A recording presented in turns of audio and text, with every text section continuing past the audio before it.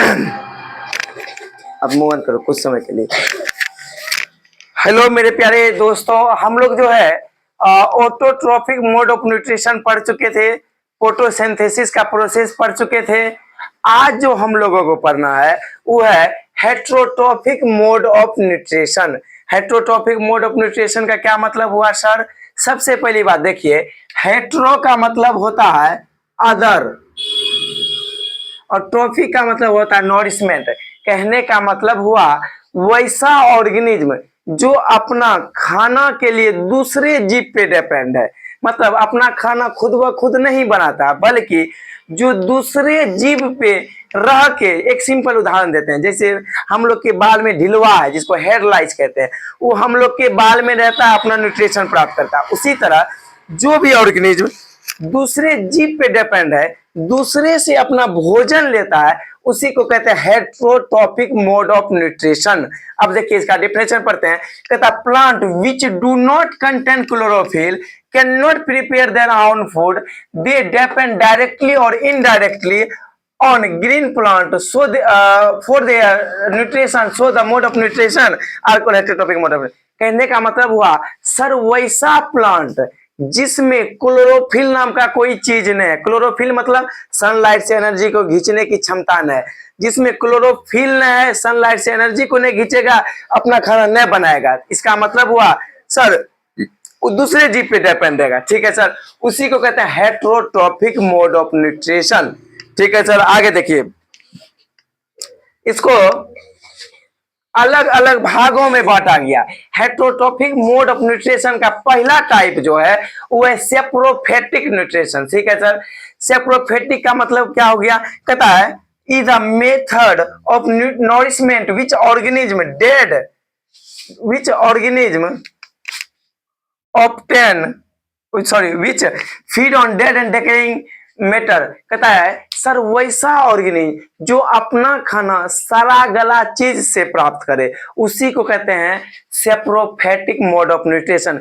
जो ऑर्गेनिज्म सड़ा गला चीज से अपना भोजन प्राप्त कर रहा है उस ऑर्गेनिज्म को हम लोग कहेंगे सेप्रोट्रॉप्स या सेप्रोफाइट्स। ठीक है सर, अगर देखते जैसे एग्जांपल में बैक्टीरिया हो गया सर, ब्रेड कुछ समय के लिए रख देते हैं, उसमें भी क्या हो जाता है, फंजाई पकड़ लेता है। कहने का मतलब वो भी एग्जांपल हो गया किसका? सेप्रोफेटिक मोड ऑफ न्यूट्रिशन का।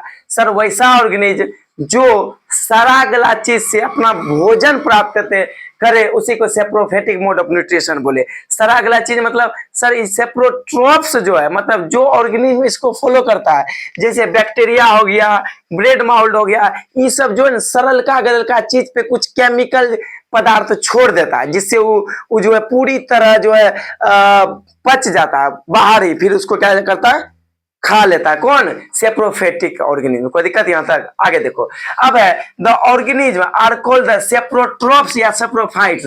कहता है जो organism saprophytic mode of nutrition को फॉलो करता है उसी को सेप्रोट्रॉप्स या सेप्रोफाइट कहते हैं।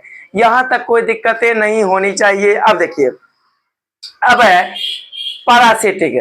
पैरासिटिक का मतलब हुआ सर जो ऑर्गेनिज्म दूसरे जीव पे डिपेंड है, दूसरे जीव पे डिपेंड है अपना न्यूट्रिशन के लिए, जैसे दूसरे जीव पे रह के, दूसरे जीव के बॉडी पे रह के अपना भोजन को प्राप्त करे। जैसे सर हम लोग के बाल में ढिलवा जो है हम लोग के बॉडी पे रहता है, बिना हमको मारे जो है हम लोग का न्यूट्रिशन हम लोग से क्या करता है, अपना वो भोजन ले लेता है। इसी तरह उसी को कहते हैं क्या चीज?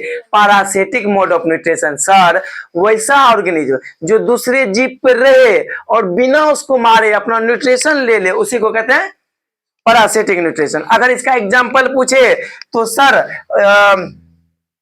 जैसे हेयर लाइस हो गया, ट्रेप वर्म हो गया, उसके बाद जिस ऑर्गेनिज्म से ये अपना न्यूट्रिशन ले रहा है उसको कहते हैं होस्ट।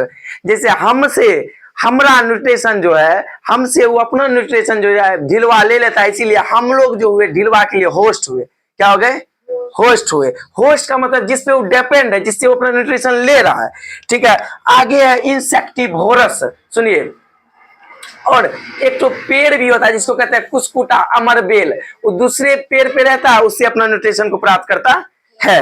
अब है इंसेक्टिवोरस। क्यों गप हो रही है?